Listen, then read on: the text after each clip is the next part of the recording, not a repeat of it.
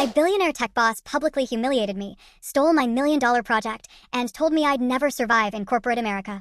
So I quit and took half of his clients with me. Okay, so here's my confession. I moved to New York with nothing but a dream to make it big in digital marketing. I landed a job at this huge agency, working 80 hours a week, crying in the bathroom stalls during my lunch breaks. The worst part was that I was the only girl in that entire office. The rest of the team was just a toxic boys club, and they made my life an absolute living hell. They would constantly bully me, exclude me from important strategy meetings, make passive-aggressive comments about my appearance, and treat me like I was just there to get them coffee. My boss was the leader of it all. He'd micromanage my every breath, text me at 2 a.m., and whenever I brought a fresh, creative idea to the table, he'd shoot it down, calling it emotional and childish. But then, during corporate board meetings, he'd literally present my exact strategies as his own. I felt so incredibly small and isolated.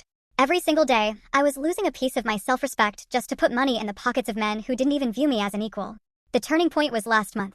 I designed a massive campaign entirely on my own that secured a huge Fortune 500 client. When the contract was signed, my boss didn't even mention my name to the board, giving all the credit to his favorite guys on the team. When I confronted him in his office, he looked me dead in the eye, laughed, and said, "Be grateful you even have a desk here, sweetie. You're completely replaceable." That night, something shifted inside me. The tears stopped, and the anger took over. I realized nobody was going to build my dreams for me if I kept letting these people crush my spirit. I didn't scream, and I didn't make a scene. I just went home, opened my laptop, and legally registered my own boutique agency. For the next 2 weeks, I worked silently in the shadows, setting up my LLC. And guess what? The clients I had built real, genuine connections with through my hard work, they absolutely hated the toxic, arrogant vibe of my boss and his team too.